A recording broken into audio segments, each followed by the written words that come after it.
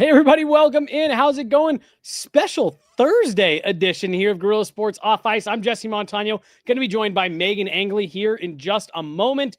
We are racing toward the end of the preseason for the Colorado Avalanche. One fake game to go, but we're going to unpack maybe the one part of the roster that is still a little bit up for grabs, or is it? We're going to talk about it. We're going to talk about how Sam Malinski's preseason has gone playing on the offside. And then we're also just going to look ahead a little bit to that season opener and then subsequent home opener next week. As always, do want to remind you guys about our great friends over at RefiJet. Did you know that you could refinance your auto loan? Well, with RefiJet, you could save around $150 every single month, all with just a soft credit pull and zero hassle. Lower payments, flexible terms, maybe even some cash back in your pocket from your car's equity. RefiJet does the work. You get the savings. Start today at RefiJet.com, the faster, easier way to refinance. Hello and welcome in. Please do not leave your luggage unattended on the station.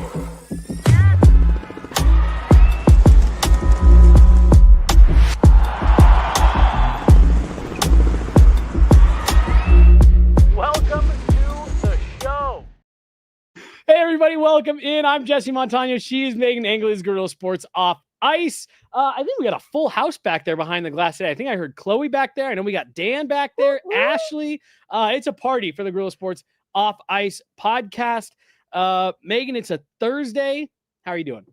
I'm doing really good. And right before we went live, you were talking about Mucinex, and I realized I have been battling a little bit of a cold, and I have been taking Mucinex. So if any of my takes have been crazy, you guys, Well, could be the Mucinex. As you can see here from the chat right away, our guy Vaguely also, his day is also being powered by Mucinex today. So we're all crazy. We're all just a little bit mad crazy. here. All a little bit crazy.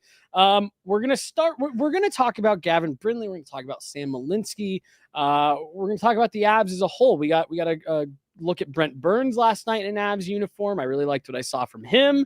We're gonna address the crazy rumors that Gary Lawless and the VGK broadcast were just throwing out there haphazardly. We're going to talk about all of it, Meghan, but we have to start today with actually something that was just mentioned in the chat. I like the bright whites for Meghan, used to seeing the boots. You guys, I'm already self-conscious.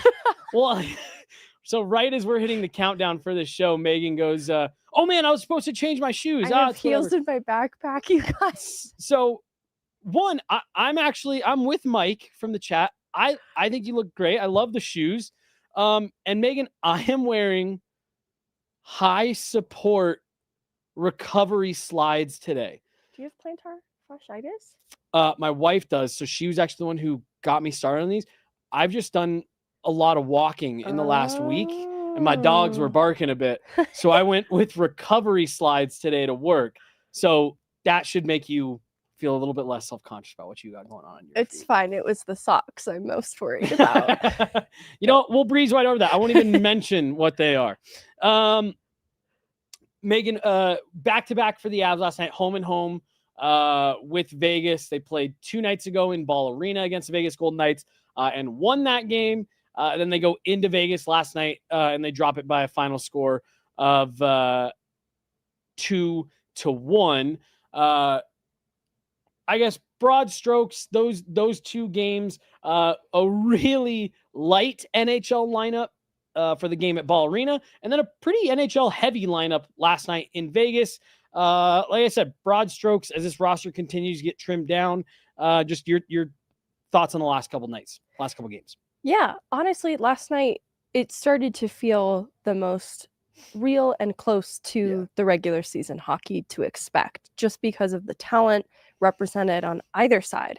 And I could see the stark difference in how difficult it was for the Avs to create chances as they ordinarily would like to, and just getting to their transition game as quickly as they'd like to, because they were facing a more full, real Vegas team. And so I liked it because it's gearing up for the season more realistically.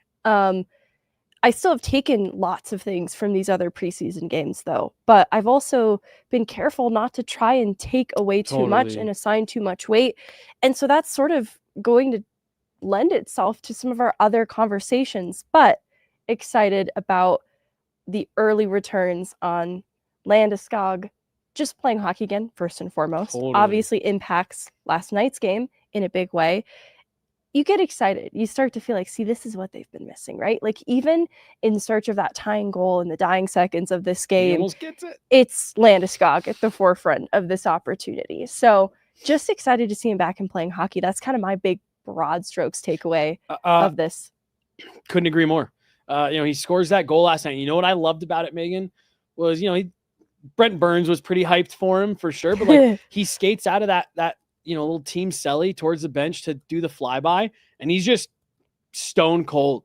And it's like, yeah, Gabe's back. Like he never left. Scored a goal, and it's just business as usual.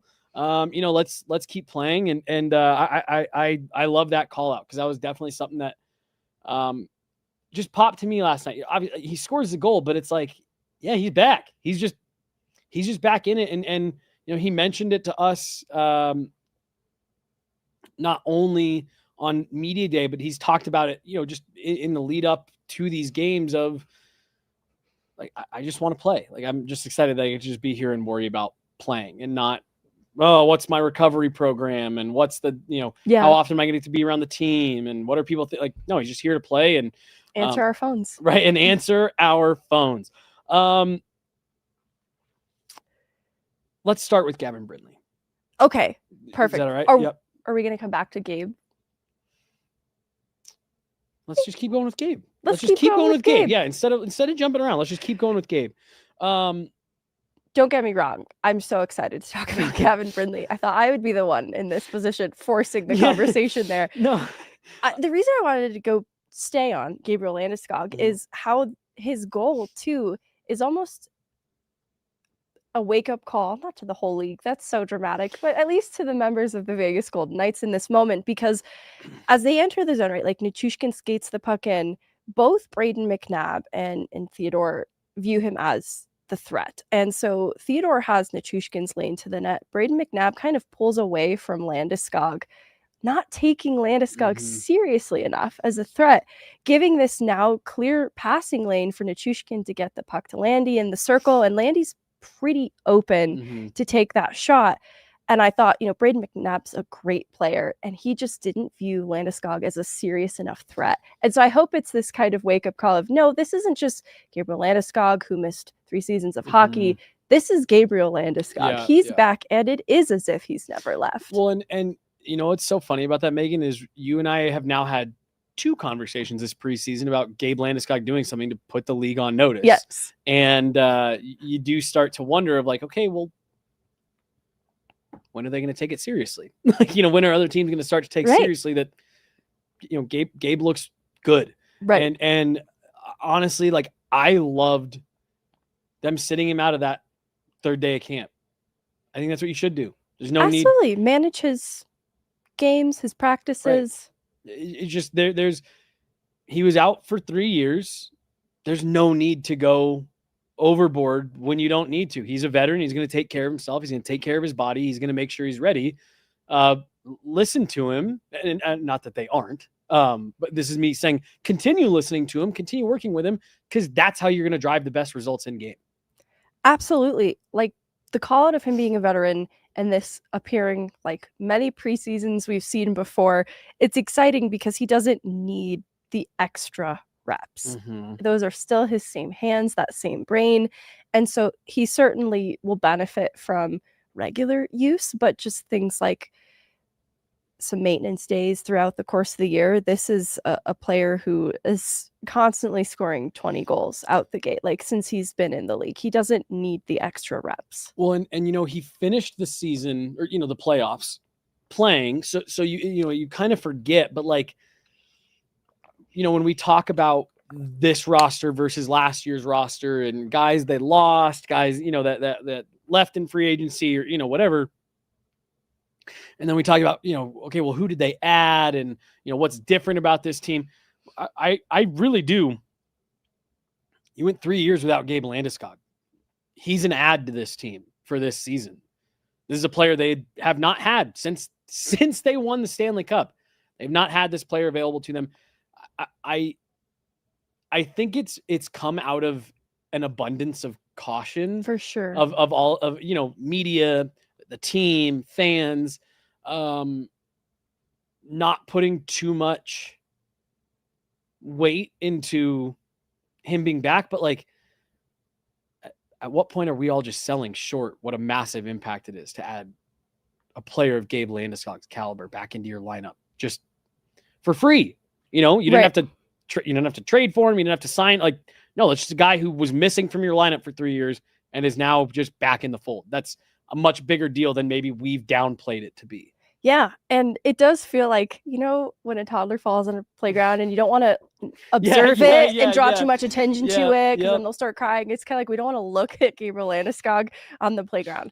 And I think it is exciting, though, to acknowledge the difference that he's made just in the preseason that we've seen so far, the impact being around the team, and how real it feels, too, because I think there was also concern of, will it stick, right? We need to get into the actual regular season games, see him in, not necessarily back-to-back, but just in the regular game schedule. How is he feeling at the end of the first month, for example?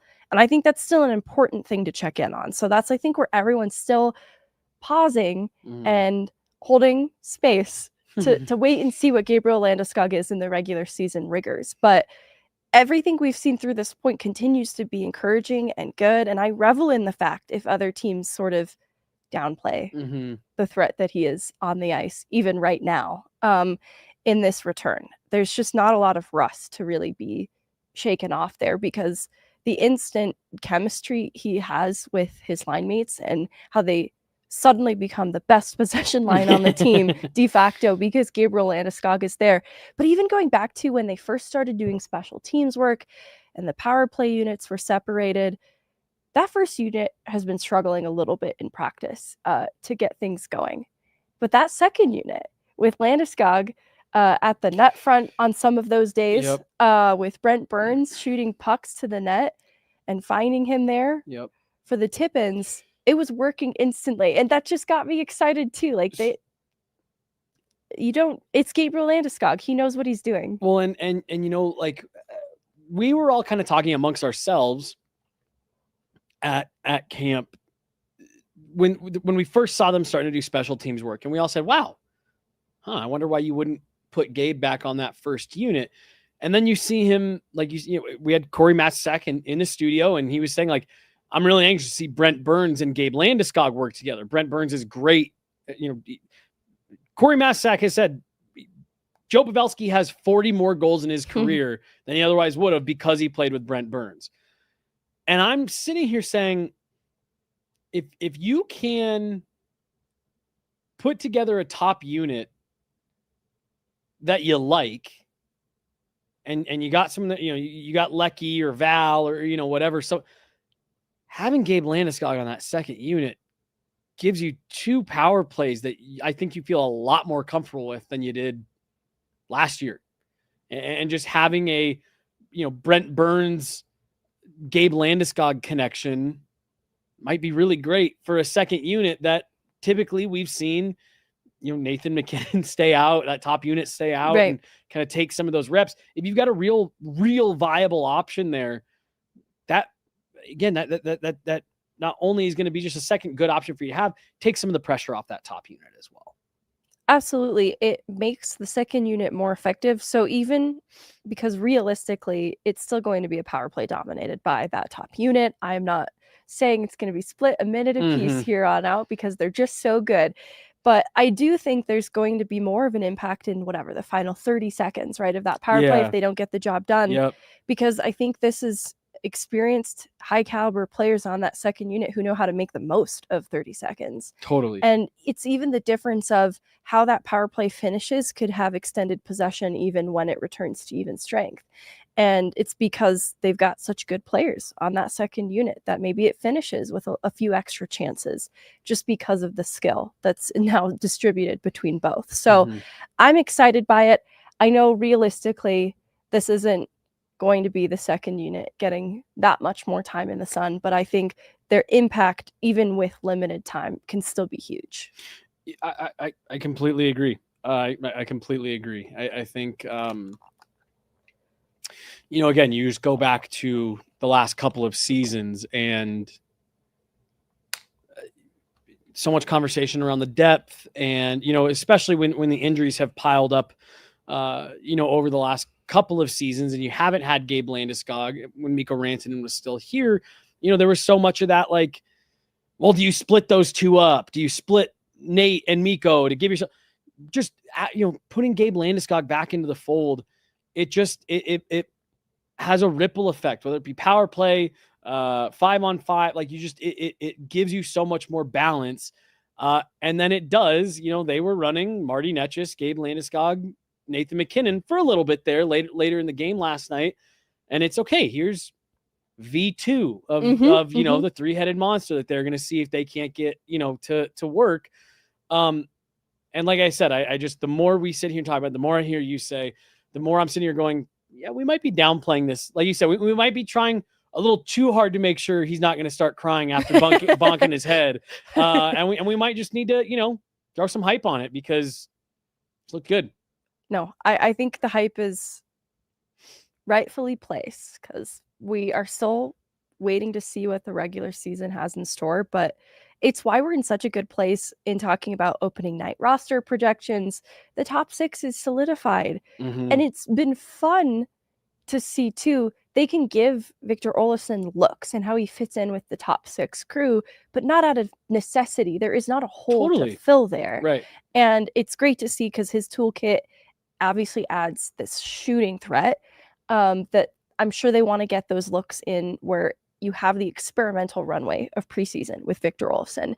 And so we've gotten to see him a little bit too in some of these mixed personnel power play units for that kind of same reason. And so it's just a great position to be in depth-wise that they've got a guy kind of just outside their top 6 that has that toolkit. Mm-hmm. They've got a guy in Gavin Brindley who has a middle 6 toolkit. They don't quite have a place for him necessarily, but that's such a good problem to have, that kind of depth.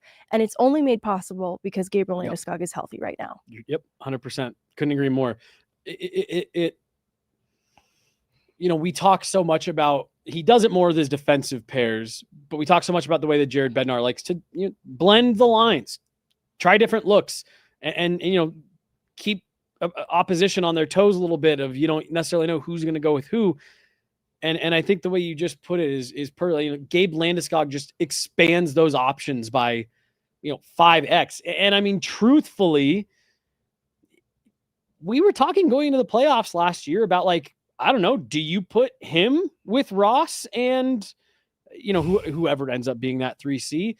Again, it's another example of, like, and we were supposed to see it, you guys. Right, Ross gets hurt before Landy gets back. And oh, God, you're so right. And so again, like, just furthering that point, not saying that, they're going to put Gabe Landeskog on the third line, but if Jared Bednar finds a mix that he likes, whether it be moving Olofsson around or, whatever, that's quite the upgrade of a line mate for a guy like Ross Colton. And you could suddenly give yourself what we've talked about so much with what the Florida Panthers did.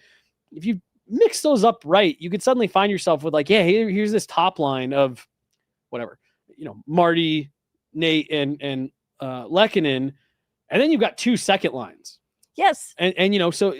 And it's exciting if they're needing to manage Gabe's minutes in season, right? Like, maybe the second line matchups, the second line responsibilities, like, don't put him on the top unit, put him on the second, just a little bit less ice time when it's all said and done at the end of a night.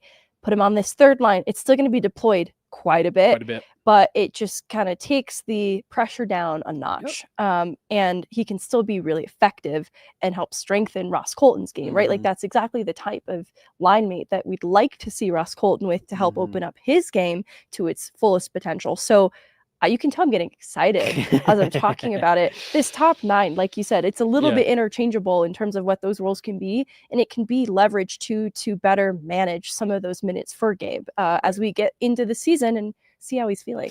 Because like you said, I mean, Victor Olofsson, you could very easily talk yourself into, hey, that's a guy that, forget bottom 6 minutes. This is a guy that could if he needs to slide up. Right. He can. He's done it.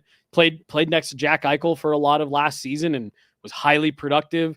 And like we mentioned, I don't know if we were talking about it before on the show, but, like, this is a multi-time 20 goal scorer. 28 goals is a career high. Like, yeah, if you want to get creative and you find a nice mix with Victor Olofsson playing in that top six, you've got a lot of flexibility, is the point. You mentioned Gavin Brindley being a guy that can maybe fit in that, middle six role. I don't know why I forgot the word role.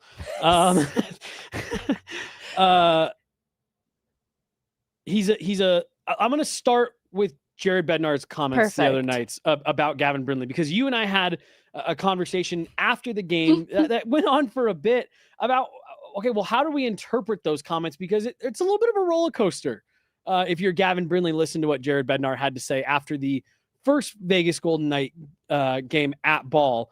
So let's just roll it here. This is Jared Bednar on Avalanche prospect Gavin Brindley in the preseason that he's had. And I know Evan's question isn't it.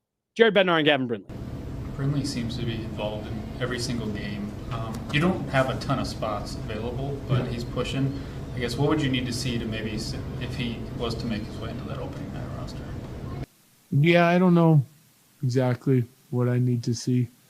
We just need to see him continue to progress and continue to play the way he's playing. Like, he's certainly not going to get on the score sheet every single night that he plays, but he's playing with some good players tonight especially. And we're putting him in some spots to see how he handles it. And he keeps, answering the bell and stepping up. And I think he's been impactful on both sides of the puck too. So I really like him as a young player. It's just going to be like how we set up our lines, how many guys we're going to keep. I don't know any of that information just yet. We'll see. And we got, a couple more games yet to watch him and Bardakov. I like Bardakov again tonight too. He's a big physical guy that, plays a little angry. And so we'll just see how the third line center position shakes out and see who we need and what we need. But they're certainly both good options for us. And I think both of them can play games for us. It's about if they start here or not. I'll find it. As I'm echoing here in my lap. So there you go. And I'm going to try to pull it here in just a minute. But Megan, you did ask a follow-up about Brindley's ability to fit in the bottom part of the lineup, potentially, if that's, the spot that comes available for him. It was an interesting answer because, like I said, when you and I talked about it after, you hear that initial, because Evan asked, what can he do? What can he show you? And Jared goes, I don't know. And you hear that and you're like, ooh, that's something he doesn't like. But then he goes on to say he's done a lot of things really well. We keep putting challenges in front of him and he just keeps knocking them down. We keep putting him in different situations and he continues to thrive. You and I talked back and forth of like, it's a really interesting interview. And where I eventually landed, Megan, was my interpretation of that was really likes him as a prospect, is excited by him. But what's the number one thing that you and I talk about all the time with Jared Bednar? It's the trust. Can we trust what this guy is doing yet? And that to me is the one part based on that answer right there, where I sit there and say, there's definitely still you got to keep proving it every single night element to this. Yeah, I think it becomes a question of who is Brindley bumping out of the depth chart to solidify the full-time role. And I shouldn't even say full-time. I think he deserves some reps at the NHL level this year.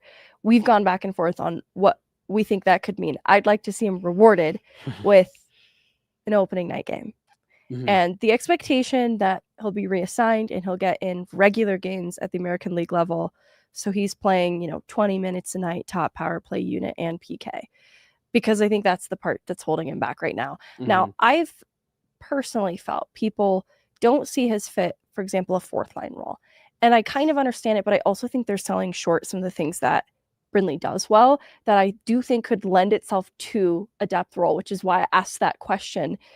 The thing that's missing, though, is the PK specialist component. Mm-hmm. I think he needs to get integrated with the system, and he will be able to do that at the Eagles because they they kill the same way. It'll be very familiar once he gets those reps in, but he doesn't have that trust in those reps at the NHL level too, the way that a player like Joel Kiviranta does. And Kiviranta's leaned heavily on as a PK specialist. So realistically, Brindley coming in from behind with no experience killing penalties for the Colorado Avalanche like that at the NHL level is not going to give him that spot in line. But he has the option to do that with the Eagles more, because when Kivy signed his contract this summer, right, Victor Olofsson's comes in later, there has to be an expectation from Kivy that he's going to be the odd man out sometimes, that he's kind of in this 13th forward spot, because you've got Logan O'Connor recovering from the hip procedure, but it's optimistic, even better than it was the year before, right? So he's expected back early season. You've got then an absence of opportunity for Kiviranta to be in the night, in the lineup on a nightly basis, unless injuries inevitably crop up. But that's your next guy in line. And so that makes things a little bit tricky for Gavin Brindley, is where I'm going with this. Because of the trust component and being a PK specialist. He needs more reps at the NHL level. Honestly, for the defensive side of the puck reasons, like that's going to be where he's more vulnerable to getting beat, muscled off pucks. Yep. And I think that he has intriguing things in his toolkit because of his dynamic skating. And I think a really high IQ too, that attention to detail that we pointed out after the Vegas game here at home is exactly the kind of thing that helps to push play forward. And so where he's separated from others, why he deserves to be in this conversation of pushing for an NHL role, keeping in mind he's 20 years old, that there's so much opportunity for him to ascend to a full-time role when a more compatible one becomes available. Like this, honestly, here's what's great. Yeah, maybe the role isn't available now, but the front office, they're put on to Gavin Brindley and his fit in this organization. They are going to be highly motivated to find a place for him in their future plan. He's already a part of it. They trade for him for a reason, right? And now what he's doing in this preseason and what he has the opportunity to continue to do with the Eagles, he just forces himself to be a part of the conversation that they can't ignore, that they have to make future planning, surround him, involve him, center around him, because he's such an undeniable fit.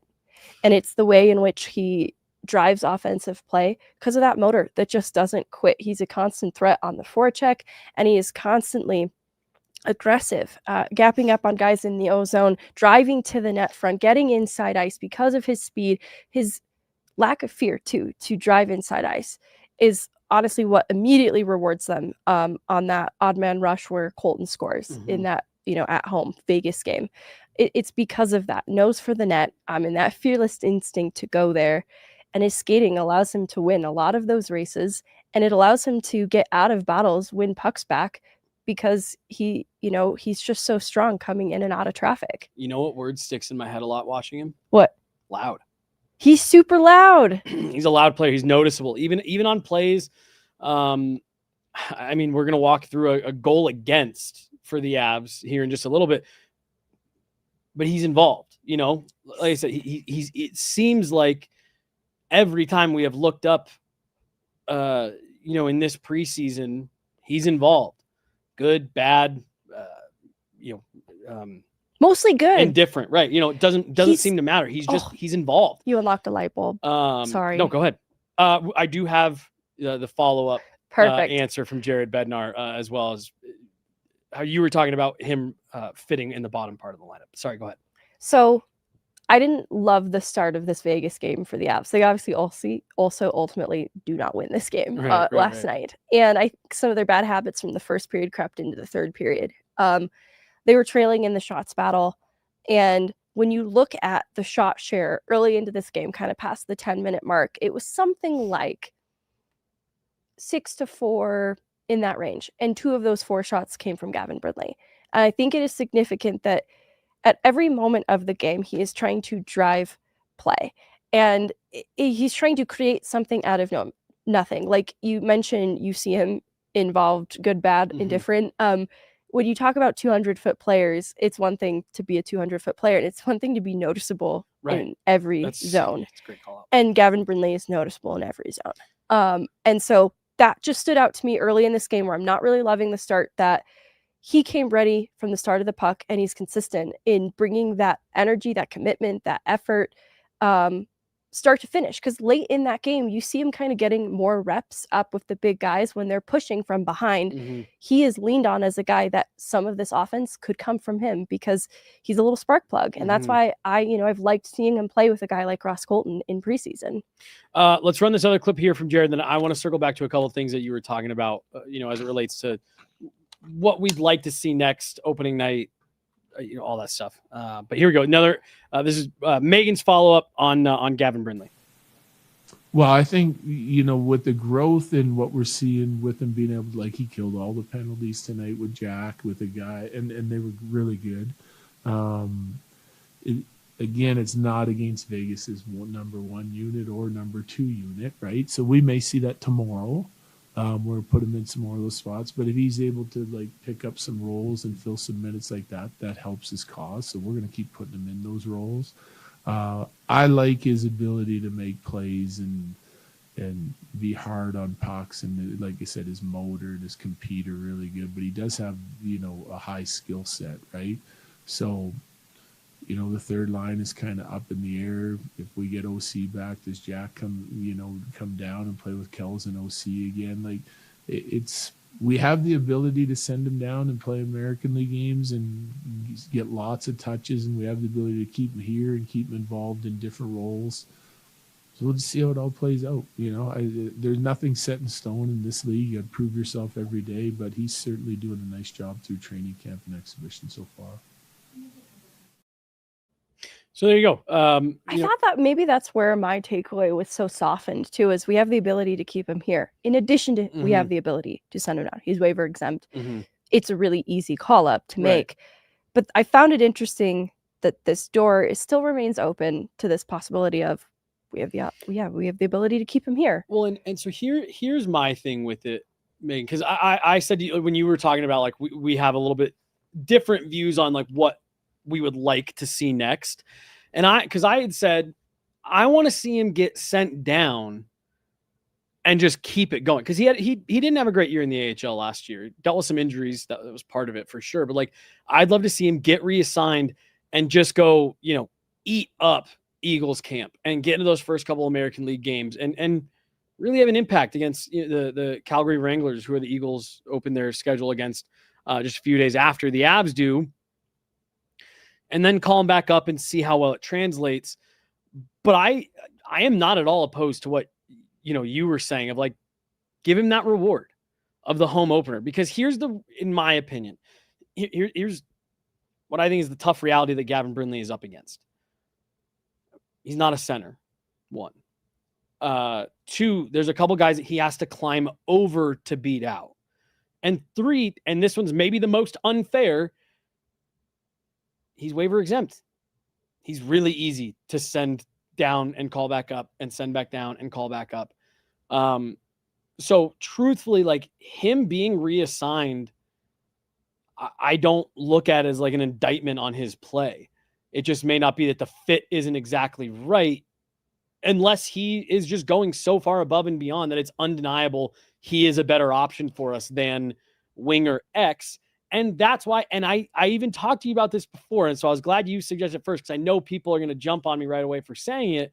But what you mentioned earlier with Yoel Kiviranta, like, if you kept both Bardakov and Brindley for that season opener in even that, those first couple games, that to me is more of a, hey, we're rewarding Gavin Brindley for having a really good camp, not we're punishing Yoel Kiviranta. It's, hey, this Kibby's probably going to be the team's 13th when they're at full health. That's just reality, unless he's really going above and beyond. So, like, this isn't an indictment on Yoel Kiviranta. He's on the team. He's going to be a regular for the Avs. He's going to be someone who has a real impact on this season. But for games 1 and 2, we want to reward these guys for doing the right things, putting in the work, taking care of the details, everything you just talked about with Gavin Brindley. And hey, you made the team.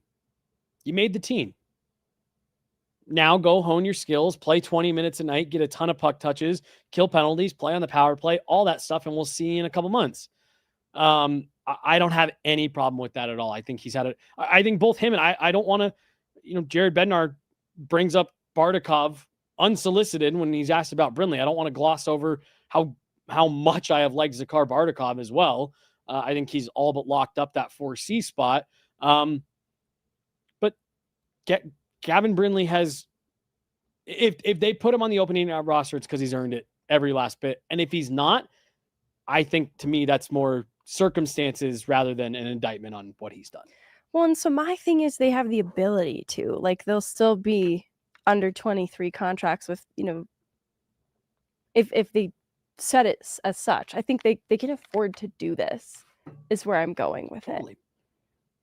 So why not do it? And again, like, because he is 20, so I just have to imagine it means a lot to make the opening night roster. And again, like, scratching Yoel Kiviranta, that's not a guy that, like, oh, you're gonna crater his confidence because you put him in the press. Like, no, he that's a role that he's played in his whole career. And when Logan O'Connor comes back, odds are Yoel Kiviranta is going to be that first guy to start on that rotation when the team is at full health. So I'm with you. I think they can afford to do it. And I don't think there's any reason not to, assuming that they like what they've seen out of Brindley, and it sure seems like they have.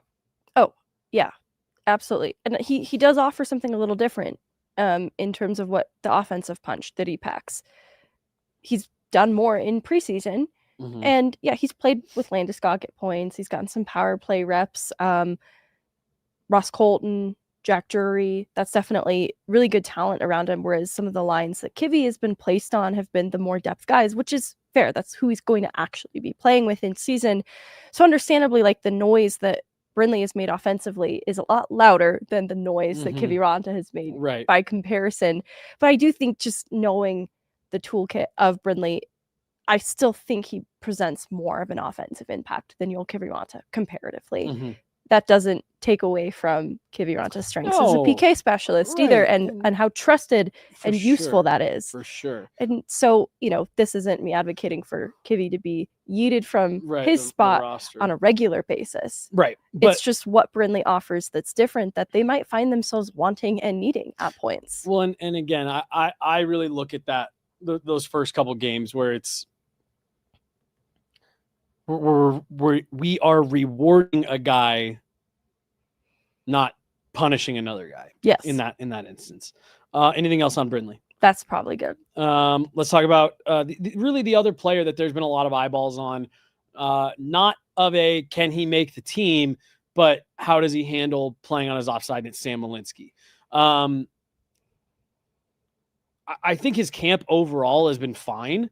I thought he had moments. I don't even want to say he struggled against Vegas. He had a couple moments where it's like, that's got to get cleaned up. And you and I, we're going to talk through one here, but you and I were talking through it earlier. To me, I don't see anything from Sam Malinski that's not easily fixable, especially with how smart of a player he is. But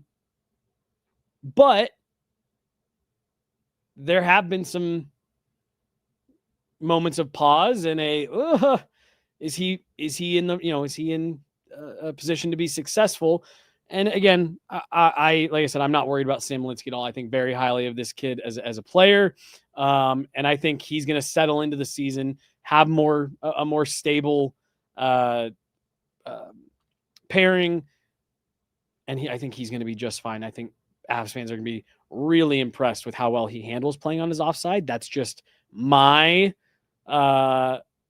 opinion on it. What have you thought of Sam's camp? And specifically these last couple of games where he did have a couple moments where he was exposed a bit.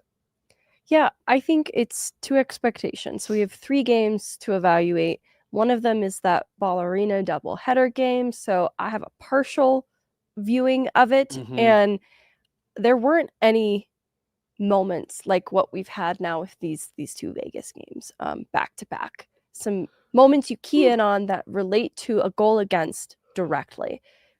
There wasn't anything like that in the Utah game at Ball Arena that kind of kicked off the season. And notably, he's getting reps in with Jack Ashawn, both players on their offside in that game as well. And really the only note I walked away from that game was, he does appear to be getting more and more comfortable with every rep. And it was on the power play that he just seemed a little reluctant to shoot. But as the game went on, he built up more confidence to do it. And it was helping to get pucks on net. He even had a spinning play on the wall, kind of showcasing that. We've talked about it, right? It's light bulb moment. Like, oh, there have been some positive moments of Malinski is where I'm going with this in this camp. And so I look at the mistakes that get made back-to-back in these Vegas games. And both of them relate to, in some way, playing on his left side. There is messaging that he's receiving on, different things to be thinking of, focusing on, in how he approaches his coverage, basically. And so it's interesting that, on the offensive side of the ice, when he's shooting from the left circle, there's advantages. But in his coverage getting back, those D-zone arrivals, he's defending from what would be the defensive right circle. And this just create small nuanced differences that he has to be aware of. And so in this play that we have the stills of from the first of the two Vegas game here at home, odd man rush against. It's important to know how this even starts. This is a failed dump and chase play, and the F3 in the O-zone loses their stick. And so they're shortchanged coming back. This creates an odd man rush instead of just a broken play in transition. So you've got Malinski, as you pointed out, kind of looking to two guys getting back. Well, so let me just, I wanted, because you said something a second ago about, when he's in the offensive zone and he can find these little advantages to having his stick in the middle. What we're about to talk through here, the funny part is, for me, it's actually, in this specific instance, it's the same type of thing where it's like, hey, you're actually at a little bit of an advantage that I don't even think he realizes, and it leads to exactly what you were talking about: overthinking, overcomplicating, and ultimately making plays that it's like, you overthought on that one and you skated yourself out of position because you were just thinking a little bit too much. But let's set it up here. So sorry, say what you were going to say, but here's the first still that we've got. You got a 3-on-2. That's Sam Malinski and Jack Ashawn coming back. And then I believe that's Gavin Brindley. It is Gavin Brindley. I believe he's coming right off the bench. And then right here is where we start to see what you were referring to there before I cut you off, and I apologize. Odd man rush, 3-on-2 with a guy coming back, and Sam Malinski finds himself in a little bit of a mini 2-on-1. So let me know when you want the next photo. I don't know exactly what all the photos are, but in this coverage back, there's an emphasis on getting outside the play. Jack Ashawn's the player inside this play. And if you are internalizing this message of get outside the play, and you want to give yourself the strongest stick positioning, right? Because right here, it appears that this guy to the left of him is more outside than he's about to be in a second. If you're going to slide to commit to the block and get in his shooting passing lane, which is what Malinski decides to do here. Because he, like you said, guy's on the outside, you got your stick in between him and the guy in the middle. Because my stick's on the inside, I need to get more outside. Right. And so that's what you see him starting to do here. You see him put the brakes on, and he's starting to drift from that guy in the middle to the puck carrier, who, like you said, was and still is right here, pretty on the perimeter, but that changes pretty quick here. So you see Sam Malinski pull up. Well, and it's not a great decision because where that puck carrier is very safe to assume they would like to go inside. Right. As they're well. not a threat from where they're sitting right there. So you don't want to take yourself outside the play, because here's what's interesting to me. First line of defense is a stick play. That's always a smart move. But you don't want to take your body as a second line of defense outside of this play. And so in committing to the block, he's now overcommitted to the left side. He's outside of this play. And only his stick is the first line of defense. So he gets a stick on this, but it's not a strong stick. He's on his knees. And that is how this player Fleming is able to toe drag through Malinski. But I want to rationalize what he is trying to weigh in these split-second decisions that he's making on the ice, where in his D zone arrival now on his left side, which he'd ordinarily be outside this play. Keep that in mind, right? He's trying to get more outside, get that stick even more so inside, but he's taking his body out of it and committing to that choice. And it just, it leaves this lane open. And so this is, sorry. No. I was going to say, to your point, it's a questionable decision either way to leave your feet to try to get in this shooting lane here, when, to the point you were making a minute ago, that the puck carrier was already really in a situation like this. And I also wanted to stop and point out, at this point in the play, what you're looking at on the screen here, where Sam Malinski, he has a knee down on the ice and he's now left the guy driving the middle and is fully committed to the puck carrier. This is where there starts to be a breakdown in communication and coverage that isn't exclusive to Sam Malinski. And it's part of what leads to multiple guys being open by the time you get to the end of this. I just want to make sure it's to point out, it starts with Sam Malinski maybe making a decision he shouldn't, but then it starts to break down all over the ice and he doesn't get backed up in the way that he should. I made the comment to you. Let me go back 2 screenshots here. I'd actually like to see Gavin Brindley, and again, this is communication, I'd like to see him attack the puck carrier from here and allow your 2 defensemen to take the guys that are driving the middle of the ice. So, breakdown in communication in general, but from the Sam Malinski standpoint, sorry, I didn't mean to interrupt you. I just wanted to make sure to point out that right here, it starts to become more than just a Sam Malinski problem. So my first look at this is where Jack Ashon finishes this play is weird too. Yep. And so Brindley's coming onto the ice in relief, in support of whoever that F3 was who lost their stick. Yeah. They changed guys. This is just kind of a cluster ball, a cluster puck, if you will. Good for you. And so the lack of communication leads to both Jack Ashon and Brindley being a little unclear on their assignments, but either way, there's an even clearer lane to the net for Fleming, the puck carrier, who now has, I won't even say baited. Malinski was trying to make the right play. He overdid it, overcommitted. He's now outside of the lane. Now Jack Ashon ends on the far side of this net. Yeah. And he has no assignment. That's sort of what keeps this lane to the net very, very clear.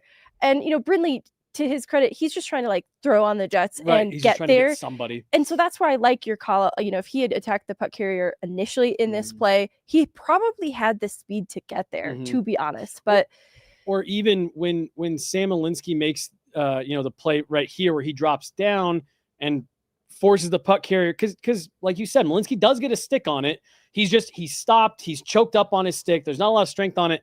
Again, if and I'm not picking on Gavin Brindley, but whoever that is coming in late, if you're supporting the puck carrier there, well, you're able to make a second touch on that puck, on a stick, get a body into him, because Sam Malinski leaving his feet, not only do you leave your feet, but you actually stop your momentum.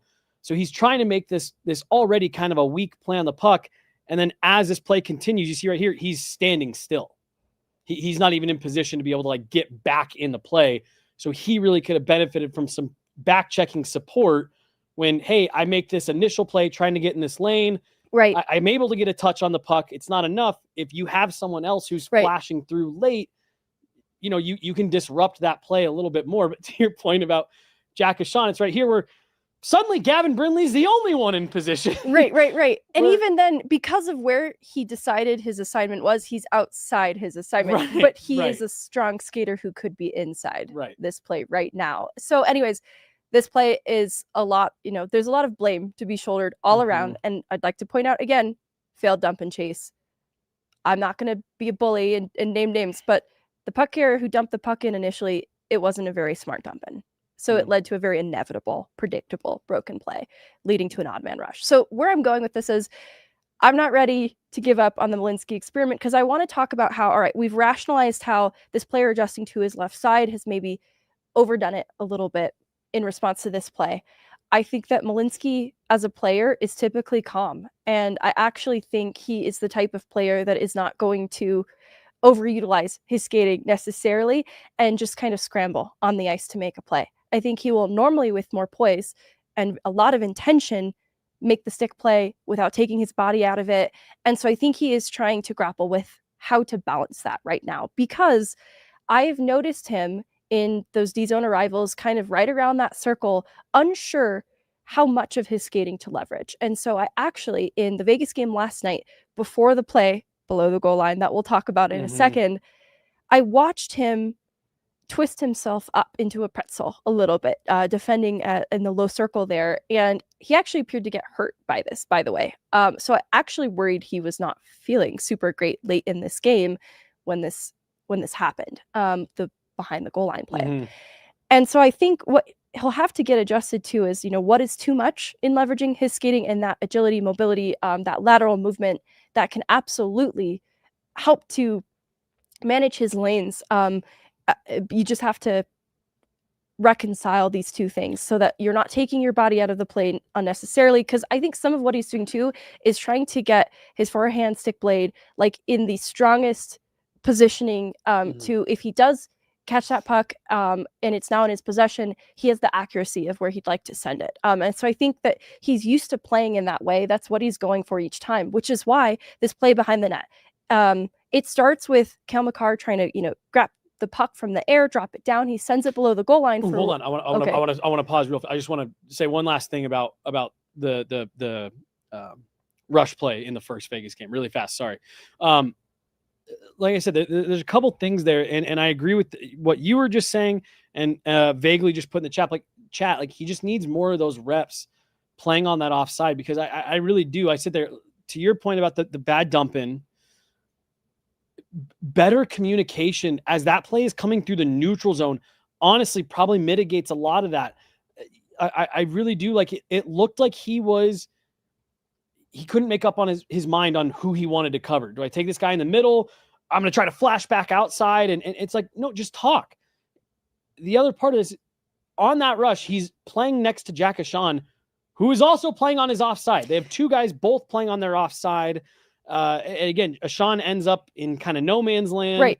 I think there's even that play right there. The reason it's something that that they are talking about with him and showing him that film, it doesn't overly concern me because that looks so fixable to me with just a couple little things and just a little bit more awareness of, hey, look, if your goal here is to keep that puck from coming to the middle, you don't need to, drift in, then drift back out. You're already keeping that guy to the outside.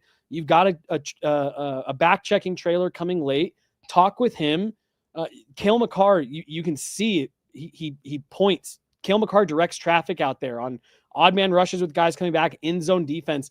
That's just something that Sam Malinski needs to get a little bit more comfortable with, helping direct traffic, helping communicate. And I think a lot of what we saw on that play could have been mitigated. And I think that's a little bit different from what you're about to talk about with, hey, this is a real result of kind of getting caught on your offhand, having to overthink, overcompensate. That play that we just talked through, I think that's so fixable with a little bit of communication. And then another guy who's maybe playing on his strong hand. Yeah, because Jack Ashan ending up on that far side of the net in a weird place is not for no reason either. Right. And he has a little more experience playing on his offside. So I think that keeping in mind, this is the third, well, this was technically the second, but he's now only played 3 games on his offside. Like throughout his career, this has not been required a lot of him because usually the righties are so coveted and in need that they're just playing on their true side. So throughout his career, this just hasn't come up as something he's regularly doing in games at the NHL level. So that's the other part, is it's going to take some time, genuinely. Jared Bednar's willing to give him a longer leash, right? Yep. Like as an audience, we also maybe shouldn't be salivating at the opportunity, clamoring to hyperfixate on these very inevitable, predictable mistakes that, again, you look at it and you can just rationalize. He's getting a lot of messaging about some of the differences of playing on his left side. And if you over internalize what that means, what that looks like, you might overcomplicate things and overreact a little bit. And so he just has to settle into his game. And I think those reps, the mistakes are important. Actually, I am far less concerned about the mistakes. I'm more concerned with how he adjusts moving forward, the course correction that follows, because the mistakes that get made are 2 different ones. So it's not as if Malinski has been burned on an odd man rush back-to-back games. Just keeps, he can't keep a guy from going from the outside. Yeah, no, totally. So sorry, go ahead. Yep. This next Vegas game, the way that they defend in their own end too is collapsing coverage. And so, you've got Cale Makar on the the right side of this play, defending back. He catches the puck and airdrops it, sends it below his own goal line to Malinski in what should be a very easy, gets the puck, rims it around, and they're breaking out the puck at this point. Where it is not so easy as Malinski, who is inside this play, in reaching for that puck. He is coming at it, his stick's curved like this, right? It's his backhand that's going to touch it first. So he tries to move it from his backhand to his forehand so that he can maneuver it and have the most accurate and stable trajectory of where to send it. But if you imagine a lefty going for that puck even behind the net, that first reach is going to be on their forehand, and they're just going to have a more immediate and accurate place to send it. And so that small decision of moving it backhand to forehand is in just enough time for Riley Smith to see the opportunity of a vulnerable player and to check him. He loses the puck altogether, and obviously it results in a goal against. And I just really wanted to key in on the small difference of when you're reaching for that puck and you're a righty and it's your backhand versus if you're reaching for it and you're a lefty and you can instantly have it on your forehand. That takes a split-second difference of what you're able to do with that puck, what the best decision is, and even the direction that you're able to best send it. Like where Malinski is trying to send it is away from the danger. And if he had caught it on his forehand and moved it back, it would have sent it directly into the line of danger. He's trying to move it away from it. I'm sure you're looking at it right now. I'm looking at it here. Yeah. And it's a small thing where players handling the puck below the goal line like that, right hand, left hand, backhand, forehand, no matter what, they need to be able to be stronger on the pucks. Right, yeah. Because there's going to be some level of manipulation required at times. That's just fair to say. Well, and so there's a couple things here. And again, with the benefit of I'm looking at it right here. I also and again I look at this as a very similar to the goal that we were just talking about in terms of learning, right? It actually looks like he looks to like try to reverse and because I think he wants to get back and be and like lose that forechecker that Riley Smith. All right, I'm gonna escape towards the wall, get some breathing room, and then I'll be able to be on my forehand and move this puck out. He shoulder checks and sees that, okay, if I just leave this for Cale, you have Mark Stone coming downhill. Back into the danger. Right. And so, okay, that's not a clean out. What I'd honestly just like to see there, and also beautiful touch pass from Mark Stone, getting that pass from Riley Smith to move it across to William Karlsson. But that's, again, where communication needs to be high and guys need to understand Sam Malinski needs to, there needs to be support on that wall, knowing, hey, he's catching this on his offhand. He needs to chip it into that far corner. Needs to be more immediately at the far corner, so that even if he's reaching for it and it is his backhand, he just nudges it. You can pool cue that. You can pool cue better than nudge. Nudge sounds really soft, but that's exactly where my brain goes because. No, I'm not faulting Brock Nelson, and this would have been a pick play, what I'm about to describe. But Brock Nelson, in the path of Riley Smith to Malinski here, I'm just wondering, could Brock Nelson have been more of a problem? See, I will say I would have liked to see Sam even just chip that and try to put it into a space for Brock Nelson to go get it. And if Brock Nelson can't, or what were you going to say? Well, and I just don't think Brock Nelson was in a position to put himself in the far corner in that moment because he was too inside it. He's behind the net. Yeah, he's behind the net with him. So I just like to see Sam. And again, this is a learning curve. Communicate type thing. what you need. Right. Communicate what you need. Communicate what you need. And if he can just chip that puck, hey, Brock Nelson, go win it, or tie that puck up in the corner and allow everyone to kind of get themselves resettled back in position. It wasn't the right decision to try to reverse it himself and shed that forechecker. Wasn't the right decision, but hey, that's why you play preseason. And the sliding block, taking your body outside the play and the odd man rush, not the right decision. I want to be very clear on that. I just want to rationalize that his brain has not turned off. This is a very smart hockey player who you can see the intention behind what he was trying to do. Mm-hmm. And where playing on your left side can sometimes just add an extra tiny layer that makes this maybe a bit more challenging. And so you look at that, and like you said, the learning that happens, it's something that can be fixed. And as long as these aren't the continuous mistakes that get made, right. I'm not panicking over this, because I think there's otherwise in these games, like, I actually think he'd played a pretty fine game up through that point, other than that part where he looked like he got hurt briefly. I'd also like to see him, and I'm actually gonna try to grab a couple quick stills Because he had some good plays. I was gonna shout out, like, this was a pretty stacked Vegas lineup, and so there was a play where he corralled Mitch Marner to, the outside, pinned him up against the wall, and just completely prevented the play from advancing deeper into the zone. And so that's just something that sticks off top of mind. Like, this wasn't, we'll key in on the mistakes, but there was a lot of, there's 59 other minutes in this hockey game to key in on. So there's, because honestly, even looking at this again, and I just pulled two stills really fast. So right here, if he even, because he collects this puck and then he tries to skate it behind the net, and then it looks like he kind of like, oh, this lane's closing off, I'm going to go the other way.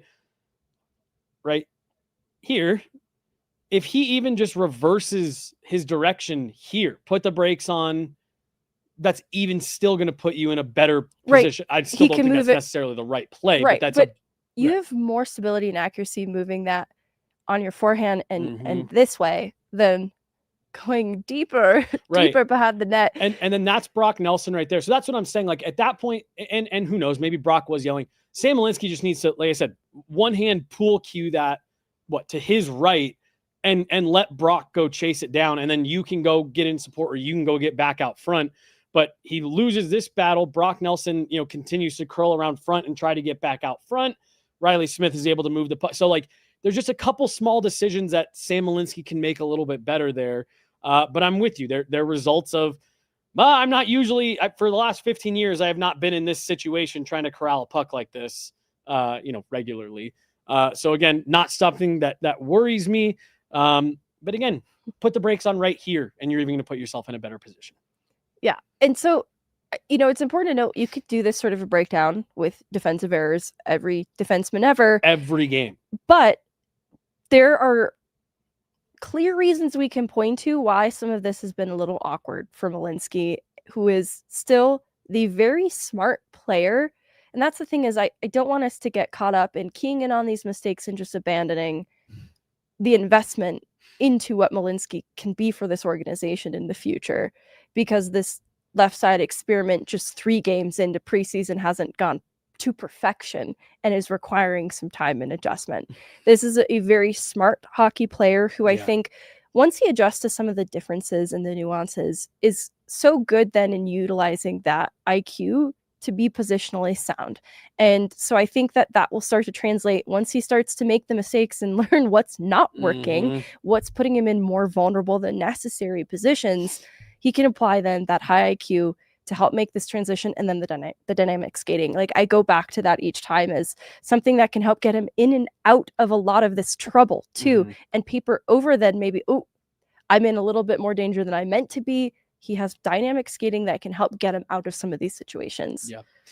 If you're listening audio only, go pull up those the 2 goals against, just so you can see a little bit of what we're talking about. But like I said, Megan, after you and I going back through and re-dissecting those and looking at them a little bit closer, my concern level, because we commented right away on the first Vegas game at home, we said he can't get beat like that.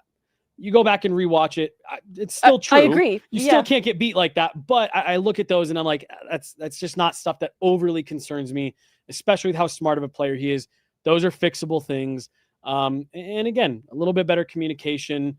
And just some small little ins and outs here and there, and it's fine. I know he's not a vocal guy on the ice, but it's time to start. Right. Communicating. Say what you need. And also too, and like I said, we aren't on the ice. He might be. I don't know. Well, no, I was going to say, like, other guys talk with him too. Like, hey, Brock Nelson, and maybe he should be yelling, hey, chip that puck around. I'll skate to it, go get it up off the glass and out, whatever. And again, he, on that first one, he should be directing traffic there with Gavin Brindley. You take puck. I've got this guy coming in the middle, Jack Ashawn. You take the guy on the far side, and then, let's see how things go. You take puck. You take puck. I like that. We have a super chat here that's directed at you, Megan. Is it my shoes? Can you see my socks, you guys? They want to see the socks. They want to see them. You Show guys, them to they're us. Christmas socks. They have candy canes They have on candy them. canes. It's festive. They're fuzzy. I don't know if we can see them. You might need That's probably You might need for to the like take your best. shoe fully off, get the tight, and no. They're fuzzy candy cane socks. And hey, your socks match my hoodie, which also match Wow, the chairs. that's actually crazy. I keep staring at this screen going, yep, I need to stop with the seafoam green for the pod set. Oh, because you look like you blend in. I just look like the chair. Do I look like a chair? Why is this chair talking to me right now? Ah, it's me. Shout out to Mike for the super chat. Yeah, candy cane socks. They're great. I love Christmas. Megan, anything else for today? It's fine. Everything's fine. Yeah. I didn't love the power play, but I also didn't hate it. You will not catch me concerned about stuff like that for preseason. No. If we get to November and it's like, then we can talk about it again. But for right now, I'm just not. It's just not bothersome for me. I think this is going to be a team that's got a couple power play units that can be impactful, and also new power play coach. Let's give it a second to settle. Oh, we're giving people time to make adjustments to new changes. That's the theme of today's show. Give people some time. Give people time. Have you ever tried something for the first time and not been immediately good at it? Ask that again. Have you ever tried something for the first time and not been immediately good at it? Oh yeah, it's horrible. I hate it. It pisses me off a lot. And I'm sure you just want to keep doing it so that Yep. you can get better at it Mhm. and master it. But you have to give yourself a chance to actually keep doing it. Well, and they're trying some different things with the power play. So you got some different personnel. Like I said, you got a different guy running the power play now. I'm still talking about Malinski. Give I it a don't sec. know what I know. he's talking about. $1.99 from Vaguely. Vaguely did shoot me a picture of there they are. Boom, boom. Keep them going. There's the Brent Burns photo from today that he was referencing in the chat that Av Social posted for Media Day. I'm not. Is this from something? Is this Step Brothers? No, I think this is just like 90s Sears Okay. portrait. Because the glasses is what has thrown me off. Yep. I believe they did do like a Step Brothers theme with a couple of them, but I think this is just like 90s JCPenney photo shoot type thing. Well, it cracked me up how many guys had the fake mustaches, and then several of them just have very real large mustaches. Just mustaches. Oh boy. That's gonna do it for today. Yeah, We'll that's it. end it on a high note with the Brent Burns Brent Save Burns us, photo. Brent Burns. That's gonna do it, guys. We'll be up in Loveland tomorrow, getting all kinds of good content and all kinds of stuff. So, yeah, should be a quiet weekend. The Avs are out of town for the last preseason game before things get going next week. But that's gonna do it here, folks. She's Megan. I'm Jesse. Like I said, we got a whole party back there. I see John back there now. We got Ashley, Dan. I think Chloe was down there at one point. Everyone just wants to be part of the Off Ice Pod, Megan. What can I say? Hell yeah. That's going to do it. She's Megan. I'm Jesse. Thanks so much, guys. Guerilla Sports Off Ice. We will talk to you later. Have a good one. Bye.